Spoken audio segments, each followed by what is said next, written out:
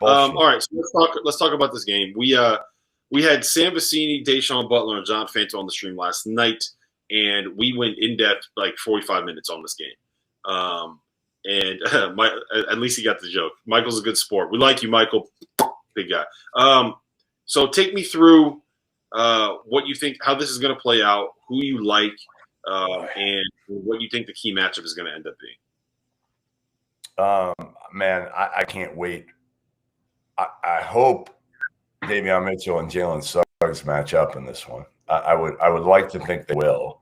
But I think they could rotate guys. Baylor, and obviously they'll have a lot of.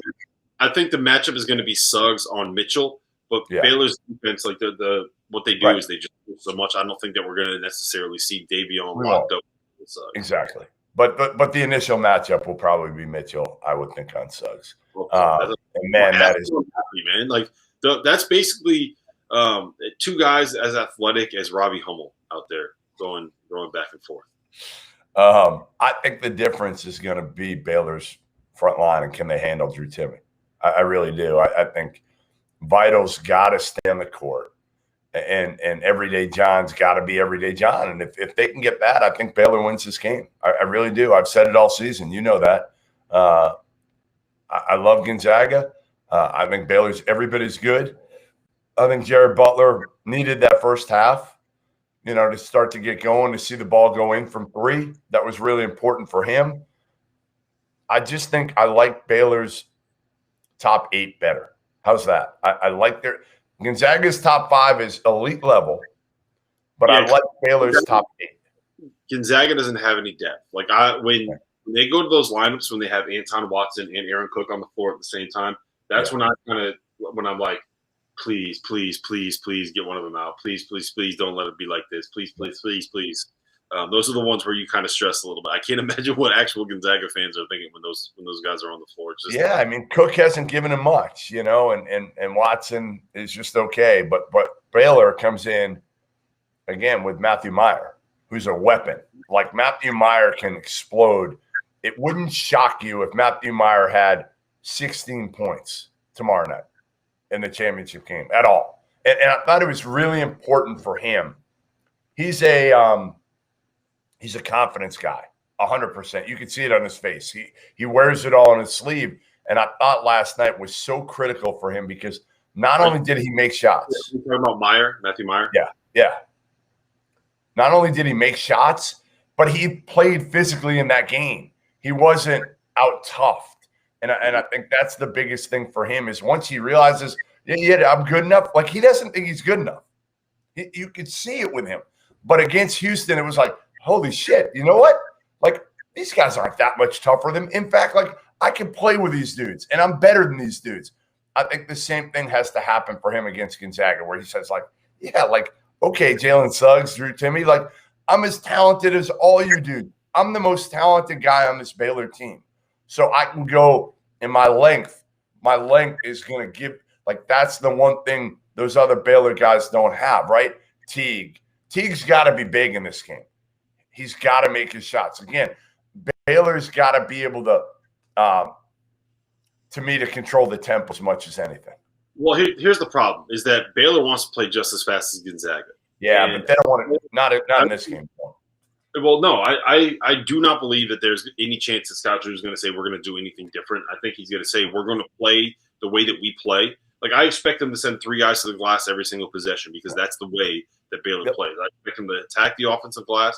I expect them to push in transition. I expect them to do all of the same stuff that they always do every single game. Now, there's a couple things that I think are important to note here. One, I don't know how Gonzaga stops the Baylor ball screens. That's not Timme's strength. They're not great in rotation. You can't switch because the idea of Drew Timme trying to guard Davion Mitchell is just asking him to foul out. If you get guys, I basically think you need Kisper on Mitchell. Otherwise, you have no chance of guarding him.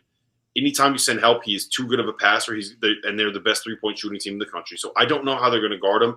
I thought it was really interesting that they would blitz the ball screens with Timme, just trap every time that UCLA came off a ball screen. And I think you're going to have to do that and then hope that you can move in rotation well enough to keep Baylor from getting wide open looks, and then hope that they miss the contested threes that they get. But I think that this is a very, very advantageous matchup for Baylor offensively.